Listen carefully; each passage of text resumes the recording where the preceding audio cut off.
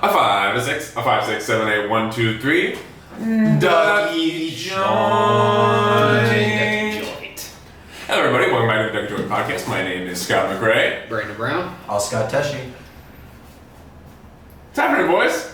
Okay, so Coming in hot. I watched WWE for the first time No way. the other day. Yeah, went over to a friend's house. They were watching SmackDown or something like that. Yeah, it was.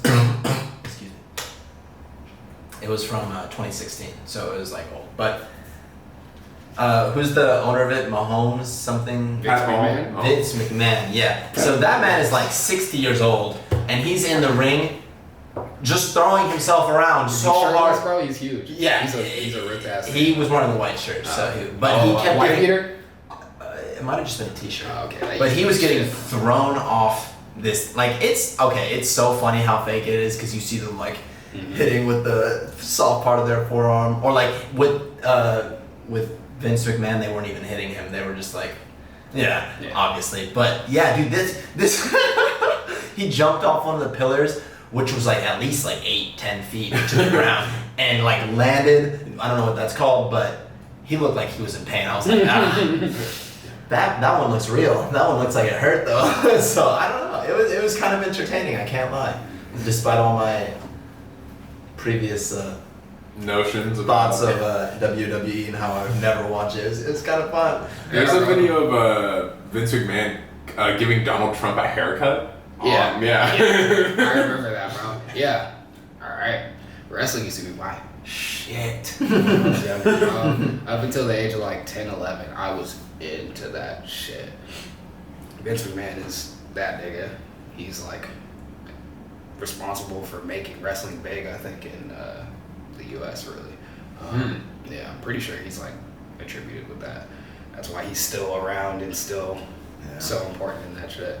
But yeah, the like what you're saying about like it's like obviously fake with them hitting and shit. It is because like obviously they're not just about to every week sock each other in the face hella hard and shit, but like those niggas are really jumping off shit, fucking backflipping off shit, and like putting their bodies on the line as far as that shit goes. And that's why I guess what drew me in, because like niggas get crazy. Like Mick Foley and The Undertaker used to be two of my favorite fucking wrestlers. The Undertaker was always my favorite. But Mick Foley is like known for being the nigga that would just always go over the top pretty much without being asked. Like he, in one match, it was called Hell in a Cell, and that's when they put a big ass fucking steel cage around the shit. There's there's a steel cage match and then there's a Hell in a Cell. Steel cage is like just a steel cage that's the size of the ring, so it's like you can't really step out of the ring because the steel cage is right there. And then the Hell in a Cell is like a bigger cage. And it's like, yeah, so you can get out of the ring and walk out a little bit before you reach the cage, and you can actually throw people into the cage. You can walk outside of the cage, climb to the top, and fight on top of the cage. It's so dramatic. That's crazy. So Bro, theatrical. the shit is crazy, and I'm talking about that shit is like 25, like 30 feet in the fucking air. Like it's up there. Mick Foley was in one of those matches years ago. I don't remember who he was wrestling, but he gets on top of the fucking steel cage and jumps the fuck off onto, I think the nigga was like on the judge's table or the announcer's table or just like a normal table that was set up. Jumps the fuck off of that 20 plus foot shit onto this nigga onto a table.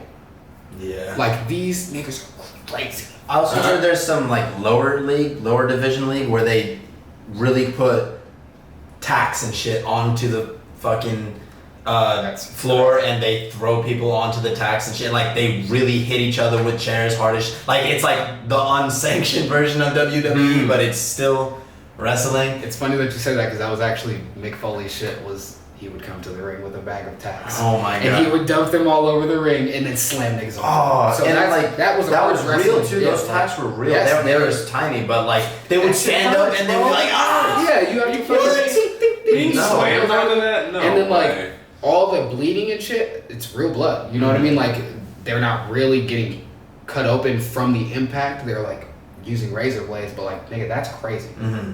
To like for our entertainment, For your just- performance yeah, art. nigga, just slice your fucking forehead open, bro, Yeah. just real quick on the ground, like, oh, It's pretty metal. nigga, that shit is crazy.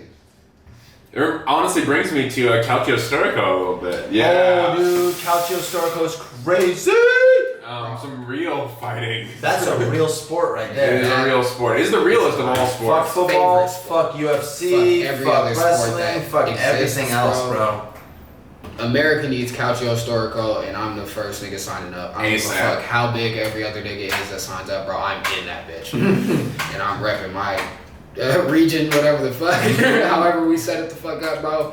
Calcio Storico needs to happen, and I need it in It my needs life. to happen. I think Americans have so much pent-up aggression that they could get out through Calcio Storico, and that like we think we're getting out through football and stuff like that. But nah, we're not coming close. There's too much repression in football. There's like all of them are so set up. Football with is too soft, bro. Too soft. No pads, nigga. There, bro. Does one of you guys want to explain to our listeners Oh, quick yeah. recap of what? Calcio Storico. So we just recently watched Home Game Yeah. on Netflix, which is like documenting extreme sports in different countries. And in Italy, they have a sport called Calcio Storico that dates back to Roman gladiator times. And it is essentially rugby, because there's like no padding and shit, just like in rugby, except how do I explain this? Instead of just tackling, you full on brawl with every single nigga that's out there on the field. Like, it is a full on fight between the two teams, and then there's also a ball that you try to score amongst the fight. And there's no points for fighting or anything. No but it's pads, just- no pads. No Bare knuckle boxing to the face. Yeah, no hand wraps, no No gloves, rules, no nothing, one-on-ones. no ref. There's medics. There's lots of There medics. there are medics, but And this is for 50 minutes. 50 minutes. You are fighting. 50 we're minutes fighting. of full on like UFC style. 22, 26, how many It's players? like a 20. It's. I thought it was it. Is it 22? 27. 27. I thought it was I think 27. it's 27 players, somewhere around there on each team. And so that is 50 niggas all on a field fighting, full on fighting. And then also there's a ball that they try to throw into a net. Which that becomes is- pretty related later, but at first seems pretty tangentially related. From what we understood, basically the strategy is to kill everybody, and then once there's nobody left standing, you just throw the ball into the net. Mhm. But Get a we couple points. don't know. I've only watched one or I watched a couple of YouTube matches when I got back to my room, but So many YouTube matches. it's just, yeah, Pretty crazy. they're wild, bro.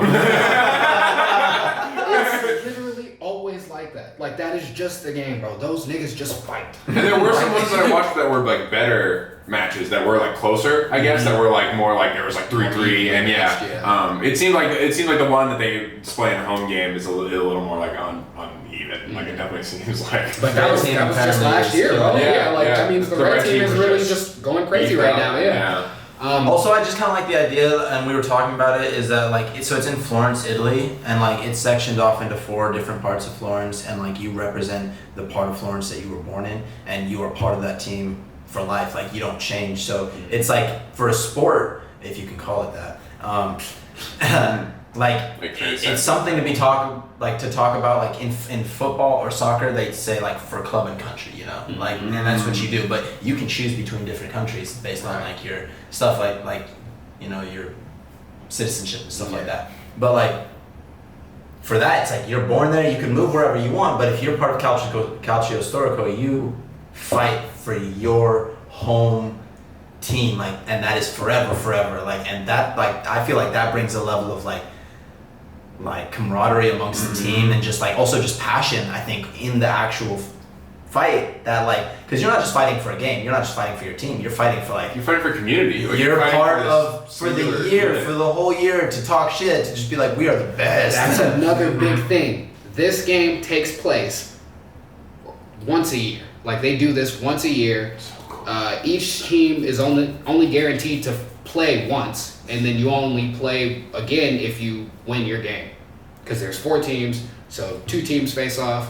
If you win that game, then that's essentially winning the semifinals, and then you're in the finals, and then that is it. So there are 2 max 50-minute matches where niggas just fight each other the whole time.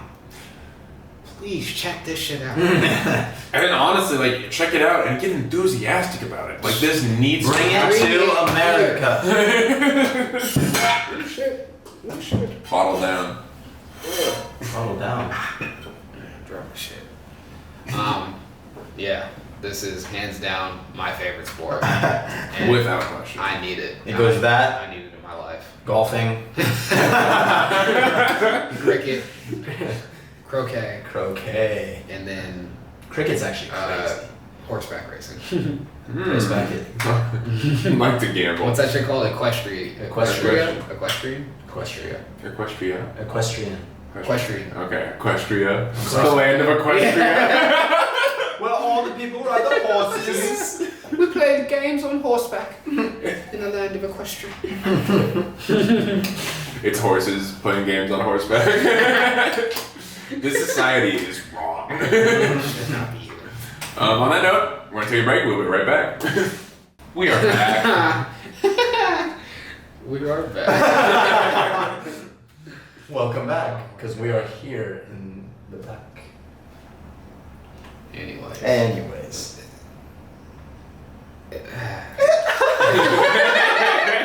I have to clear my mind now. Yeah, The honestly. level of stupidity has reached a level that is unacceptable.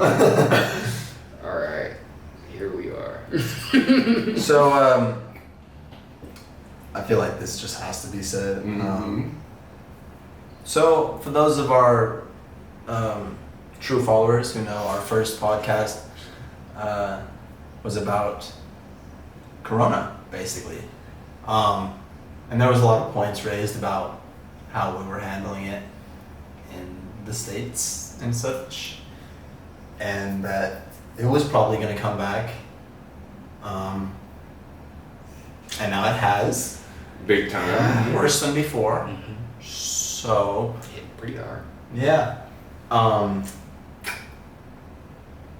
Yeah. That happened.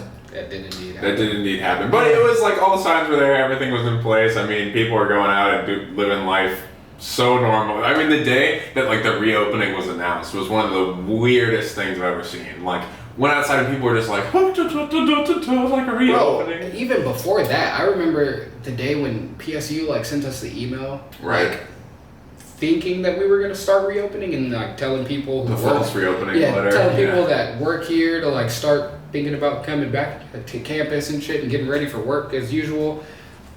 What the fuck? Like how? When the shit had not yet ended. Like Not I just- even. And what happened in Orange? Apparently, Orange County has chosen to the upcoming school year open schools with no social distancing guidelines in place, no masks being required, just normal because it's done. Coronavirus has stopped. It's ended. We fixed it. So that's what's happening down in Orange County. Beyond all Catastrophic the blue obvious line. bad reasons for creating, going back to school, especially for like high schools and middle schools and elementary schools where they're just stuck together, Right. and, like there's no other way to do it. Beyond all the obvious bad reasons, somebody made a really good point the other day. Do you remember being an elementary school kid and like just having the flu? You would just run around, ha-choo, ha Yeah, ha and ha then ha ha. everyone You has have the flu. Yeah. Literally, it was. And now it's Corona, ha ha ha. Are you kidding me? Yeah. Which is a thing that like That will mutates happen. and we don't know a lot about. That will It's happen. like- Kids don't think. Kids do not think. You could make it as serious as you wanted to. No, Oh my it God. doesn't matter. Yeah. It really doesn't And matter. also on that note, I'm thinking about the reaction of like parenting to that kind of mentality of like worried about your kid. And they're like, these parents who like, okay, so we already have like helicopter parents and shit like that. And these parents are like super overbearing for like the last like 20 years, right? What are the parents going to look like when they're only worried about their kid getting a virus? Being sick, otherwise like being co-opted into like they're looking ahead to their kid growing up. It's like, oh well, Maybe. their job propositions, like kind of scarce right now. Like, knowing the economy's super uncertain. Like, what are you going to tell your kid, like, to be hopeful for? You're like, oh, like, you sure go be. Like, oh my god, I'm thinking about all the professions that kids. Oh my god, have. yeah. Like as a kid, we were like, we want to be this and this and this, and our parents were like, yeah, absolutely, you can do that. Now it's like, we're gonna be like, oh, you need to rethink that. You should think that over again. That doesn't exist anymore. I saw something recently that White Castle is now using robots as front cooks, and they can open packages, make burgers, package them, put them out, like so. That profession will be gone. Well, that proves something that we've all suspected about White Castle for a very long time. That we should never have been eating that. Yeah, beyond that. But yeah. The fact that we supported them this long financially enough to develop a robotic system to serve their horrendous little patties to people. I remember I remember showing up to fucking like parties and shit, and they would have that tray full of tiny little White Castle. Do you know I never once pulled up to a party and seen that. What kind of parties are you going to? As a referee, sometimes that's the food they offer you. They have a plate. Fencing community of referees do better. Yeah. My man Askhat should not be showing up at your parties and eating White Castle burgers. Blame Harold and Kumar. Specifically. So I've never been to a White Castle. That was White Castle propaganda.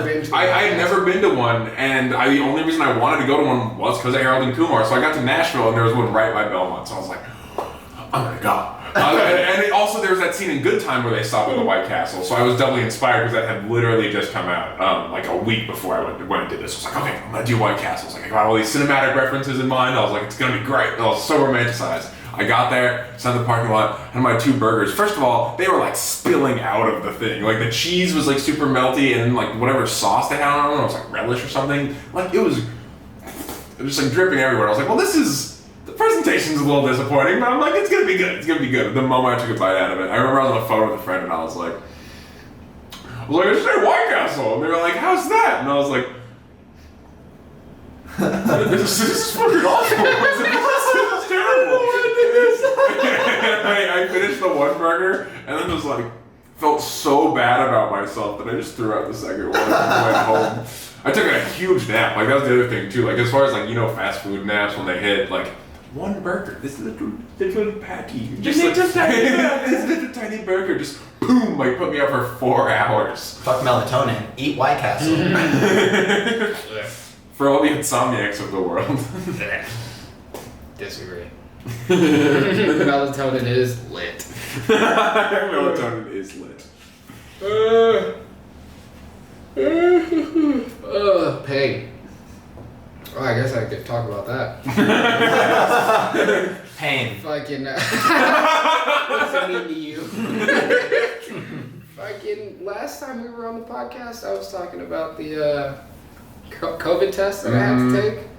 And how painful that was. And man, you do know the definition of pain from that COVID test. I thought that shit hurted. Tonsillectomies are the greatest pain that can be experienced by humans, I'm convinced. Besides probably giving birth. Right. Definitely probably hurts more, but besides that, getting your tonsils removed is the worst fucking thing that you could go through.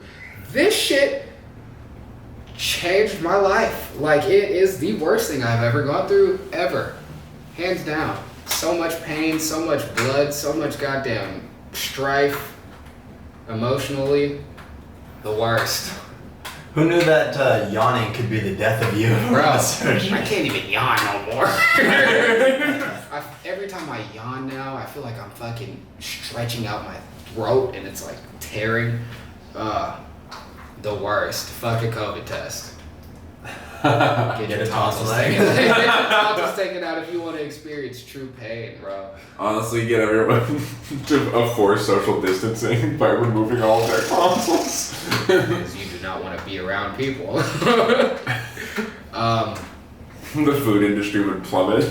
Everyone just eating smoothies. Man, I didn't eat for 2 weeks. I just started eating like 2 days ago, finally, and I had my surgery on the 3rd. I was eating or consuming nothing but smoothies and popsicles for like 10 days. As a kid, that shit sounds so beautiful. As a grown-ass man who enjoys food, that was the worst part of it, probably, was the fact that I just could not eat. I would feel so much hunger, and I would have to go make myself a smoothie. A fucking smoothie. I will never drink a smoothie again. You will never go to another Smoothie King, another Jamba Juice. Fucking nah. I probably hit a Jamba Juice. I won't drink no more homemade smoothies. Okay. For the foreseeable future. Leave it to the professionals. Yeah. I'll let a nigga Jamba Juice. Thank you, Jamba. I'll let a nigga Jamba Juice make me a PB chocolate love, but I ain't drinking no more goddamn homemade smoothies. That shit sucks. And then, like, just to give you a little taste of like the struggles outside of just the pain and like not being able to eat, I was at home. Home now is Eugene, where my mom lives. I went back home with my mom so that she could pretty much take care of me because I wouldn't be able to do shit for myself after having this surgery. I think I was there for a week and then came back up to Portland. The day that I came back to Portland, or the night that I came back to Portland, I guess, I went to make myself a smoothie and decided that I would try to eat a soft food, which was some scrambled eggs. Made myself 3 eggs, real optimistic about being able to eat them. This was at a time when I had eaten nothing yet. Made the eggs, took one bite, chewed, realized wasn't gonna happen. Spit the eggs out. Decided to make myself a smoothie because I had a vicious hunger. A vicious hunger. Made the smoothie. Completed the preparation of the smoothie. Before I could pour it into a cup, felt a little tickle in my throat. Coughed, spit, blood. If you've ever had a tonsillectomy, you know you don't want to see just blood pouring out of your mouth. So freaked out a little bit, tried to gargle with cold water to stop the bleeding. Didn't work. Called up my doctor. He said, hey, meet me at the ER. So then I had my guy Scott here take me to the ER.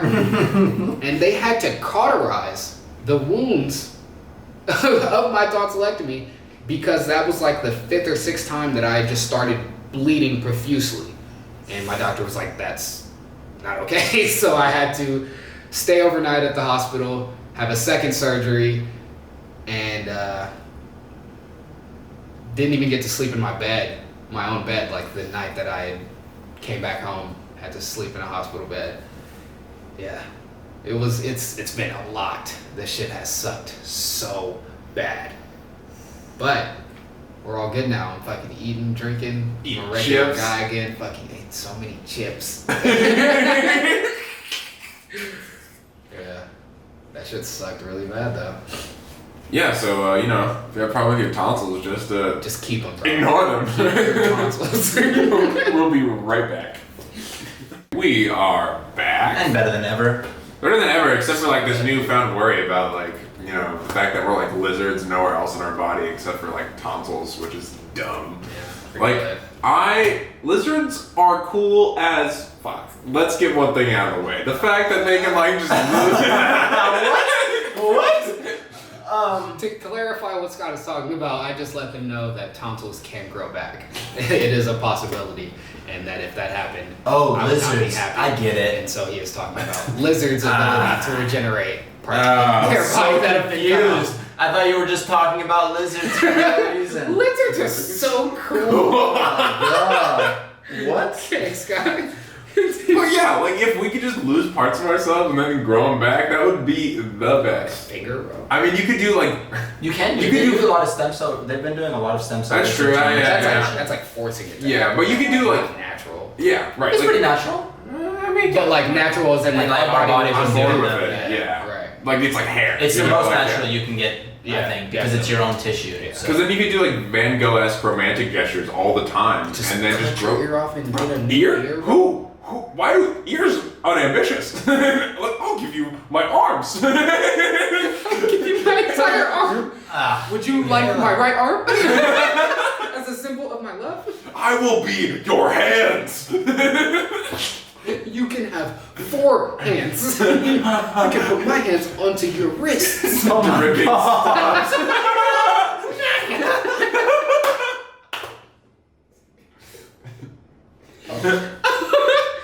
Yours are so unambitious.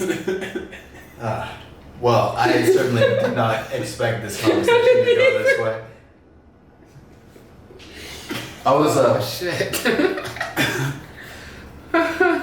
I've been thinking a lot recently about this really annoying fact, I guess, which is just like, you know, you can't have, the only reason you have ends of a spectrum is because you have the thing in the first place. Like, you can't have good without bad type shit.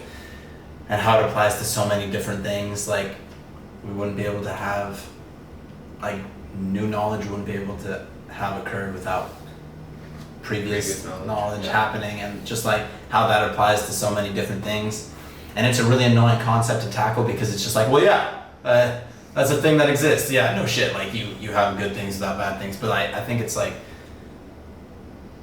important to remember, especially in regards to like, you know, things that are going on in this world, like political and otherwise. Just like you know, just look at things and like think about it like that. Like, you can't obliterate something, essentially. And I know this is a really random tangent, but just like, it's really been annoying me recently. It's just everything I think about, every time someone brings up a statement or an opinion or a viewpoint, I'm like, yeah, that's fair and that's a good idea, but like, you know, we also couldn't have had it without this, so it's also necessary. Like, this was necessary even if it wasn't good or anything like that, but it's also just like, wish we didn't have that, you know? Yeah. But it's like, if we had started with the good, would that mean we would have discovered like bad later? We or like, is out. that something that's happening? Probably, definitely, but like, I think maybe if we started with the good, we would just have ended up with a slightly altered definition of bad,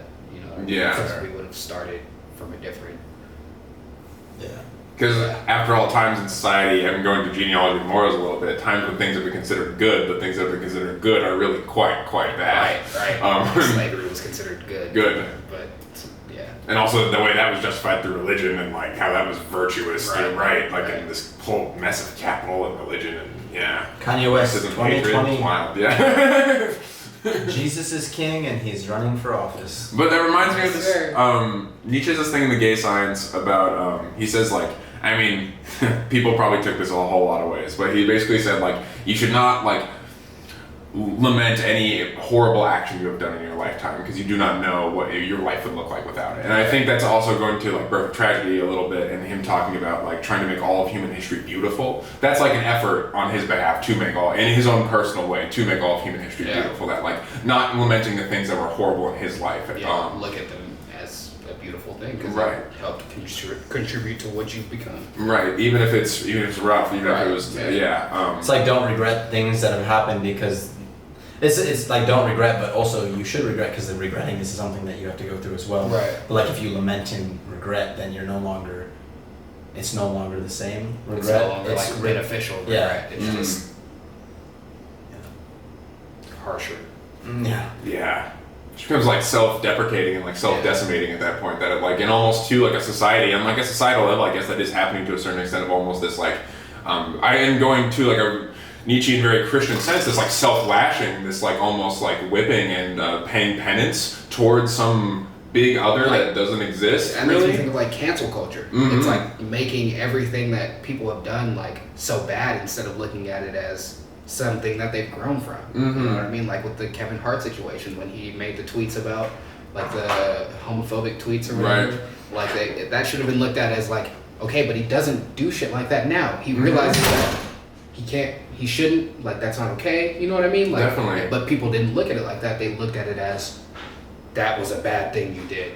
you need to be punished for that bad thing that you did. And that's really interesting too, especially considering other people they've hired to be hosts of the Oscars in the past. That why is it Kevin Hart who's the? I mean, right? Yeah. But like Steve Martin, are you kidding me? Like, I mean, let's go back into his catalog and see some of the stuff from his movies in the 70s and 80s. Like, even some shit that he was doing on SNL. Like, yeah, it was like.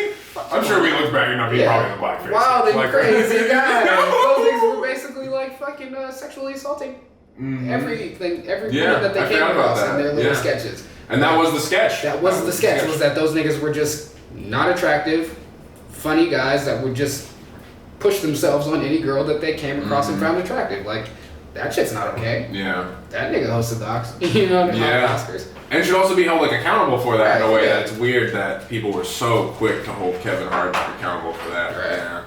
And I think that's an important thing to realize, especially for people right now, especially going through this time of change that we're going through right now, is that,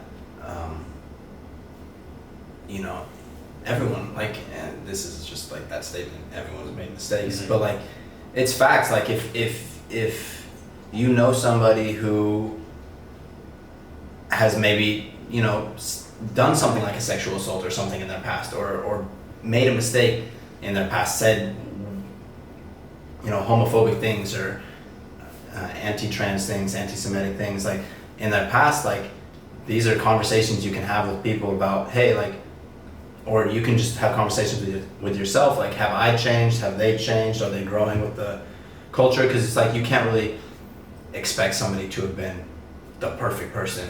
Because things are changing. It was acceptable. It was a cultural acceptance to make fun of gay people at a time. That was like what you had to do to be cool. Like, or that was part of, you know, fitting in with that crowd. Right? Definitely, fitting in with that culture, like being if you wanted to be part of the dominant part of like the hegemony of that culture, you had to submit to that. And this is another hegemony, and it's a forward movement. You know, we're moving in the direction that we see is the correct way to go, and things may change later.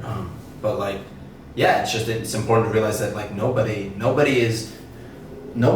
today who is acting as they want was the same person that they were. Right. 5-10 years ago acting. They weren't saying the same things they're saying now. And if you were, well, you know, you were ahead of the curve. Right, awesome. Like, we're not talking about you, but you have to understand that not everyone. Yeah, exactly. No one almost was like that, yeah.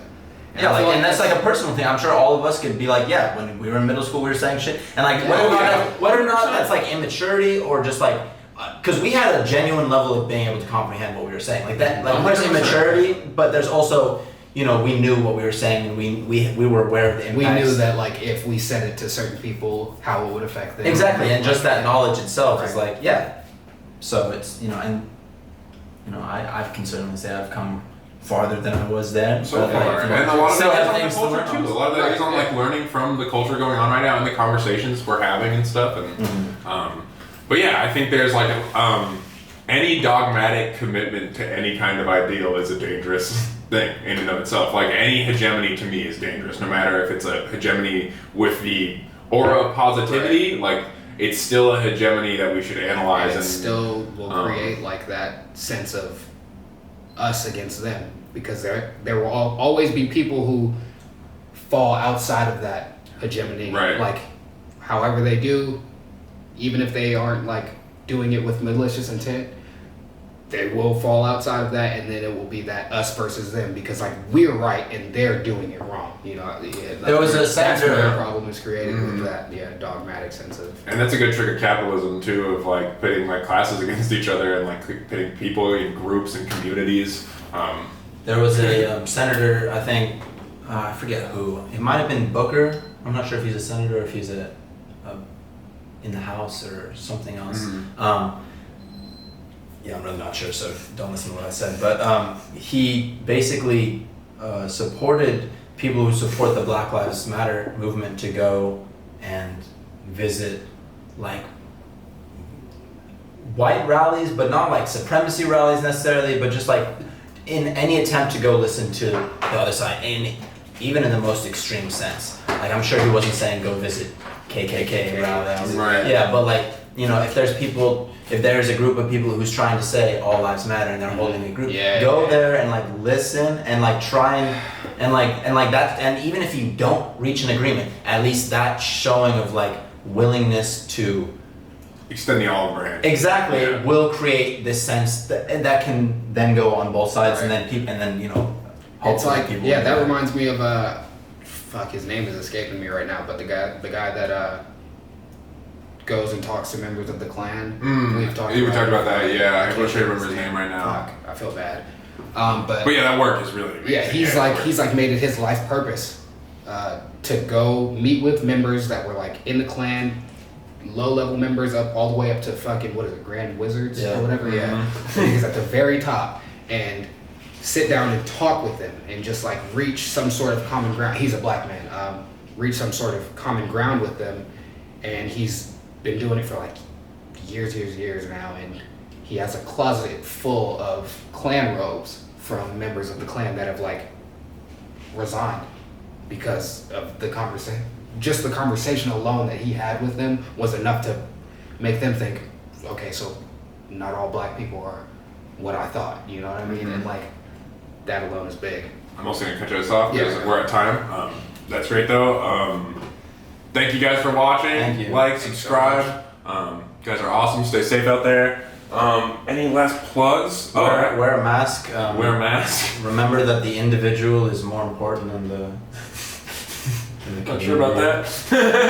Always. Check out Calcio Storico. Check out Calcio Storico and have conversations. Thank you so much, everybody. Save yourself. Ducky Johnny.